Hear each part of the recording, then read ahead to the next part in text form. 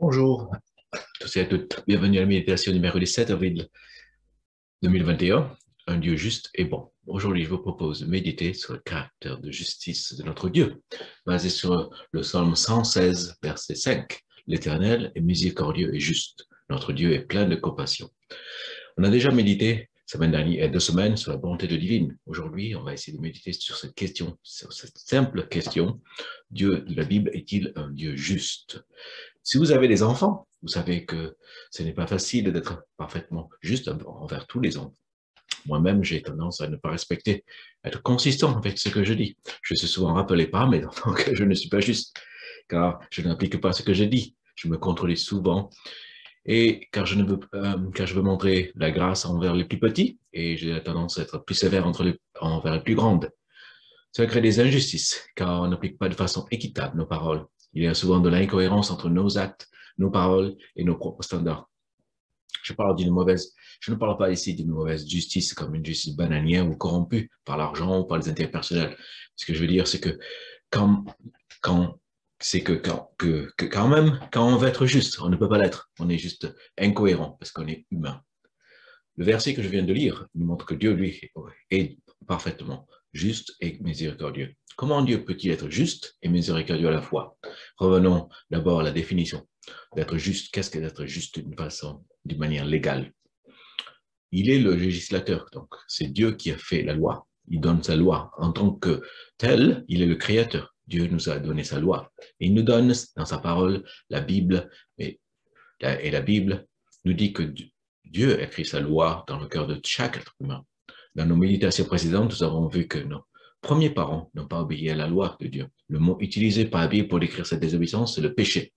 Et dans la Bible, nous lisons que tout péché, tous, tous ont violé la loi de Dieu et que Dieu est juste. Il faut que tout péché soit puni. Il faut que la justice de Dieu soit faite. Dieu ne peut pas dire ce n'est pas grave. Il ne peut pas fermer les yeux, mettre le péché sous le boiseau. S'il faisait ça, ce ne serait plus un Dieu de justice. Alors Dieu, qui est législateur, est aussi le juge. Comment? Comme on a vu lors des dernières méditations, le jugement de Dieu est sur le péché, c'est la mort. Et dans la Bible, nous lisons le salaire du péché, c'est la mort. Dieu doit punir tout péché. Le salaire de tout péché, c'est la mort, la séparation éternelle avec Dieu. Mais revenons à notre verset. L'Éternel est miséricordieux et juste. Oui, Dieu est juste, mais il est aussi miséricordieux. Que veut dire être miséricordieux? Ça veut dire que Dieu a fait miséricorde envers ceux qui méritent sa justice. Il choisit de ne pas nous traiter selon notre péché, mais selon sa miséricorde. Il dit aux gens, vous méritez ma justice, mais vous recevrez ma miséricorde, ma grâce. Mais comment peut-il être juste et miséricordieux à la fois? Comment peut-il pardonner le péché tout en restant juste? On vient de dire qu'il doit punir le péché. Est-ce que c'est vrai ou pas? Est-ce qu'il a puni? Comment peut-il pardonner ceux qui méritent son jugement? Cette question nous amène au cœur de la foi chrétienne, à la centralité de la croix. Elle nous amène à la croix. Pourquoi, à votre avis, Jésus est-il mort sur la croix? Qu'est-ce qui s'est passé sur la croix?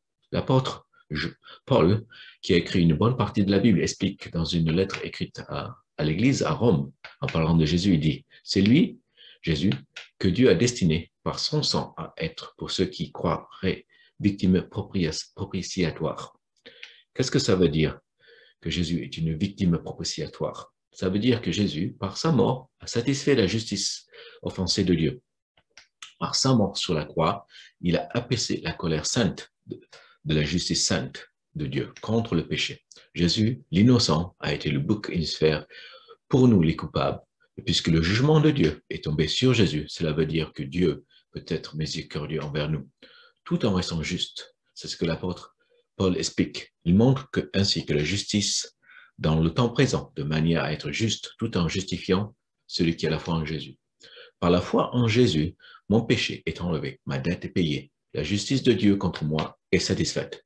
Maintenant, quand le, quand, quand Dieu, le juge, me regarde, il ne voit pas mon péché, parce que mon péché a été placé sur la croix, à la croix, sur Jésus-Christ.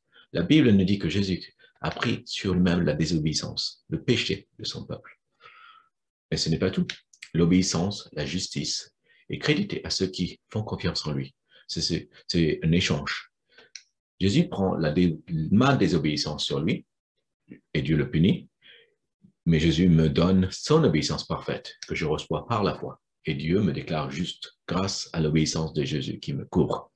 Quel miracle et quel Dieu glorieux et unique qu'on vénère. Un Dieu qui est juste et miséricordieux en même temps. Un Dieu qui juge le péché, mais un Dieu qui pardonne grâce à l'œuvre de son Fils, Jésus-Christ. C'est ça la bonne nouvelle. C'est ça l'évangile. On voit tellement d'injustices dans notre monde, comme on voit des criminels qui échappent à la justice humaine. C'est dur à avaler. Mais soyez rassurés, Dieu promet de juger chaque péché, chaque injustice. Ceux qui agissent avec impunité ici seront un jour jugés par notre Dieu, le Dieu de la Bible. C'est une vérité réconfortante pour ceux qui ont subi de l'injustice. Mais c'est aussi une vérité qui touche chacun d'entre nous. Nous voulons bien qu'il y ait un Dieu qui juge le mal, mais nous avons tous commis le mal. Nous méritons tous le jugement de Dieu contre ce mal. Dieu est juste. Dieu est aussi miséricordieux. Dieu promet son pardon à ceux qui viennent à lui dans la repentance et dans la foi et qui croient en l'œuvre expiatoire de Jésus-Christ à leur égard. Et la glorieuse promesse qui est donnée par l'apôtre Paul est ceci. Il n'y a donc maintenant aucune condamnation pour ceux qui sont en Jésus-Christ. Je prie que cette méditation vous encourage et vous a encouragé à remercier davantage dans vos louanges notre Dieu le Père, son Fils Jésus-Christ, le Saint-Esprit, pour leur justice éternelle à tous. À bientôt.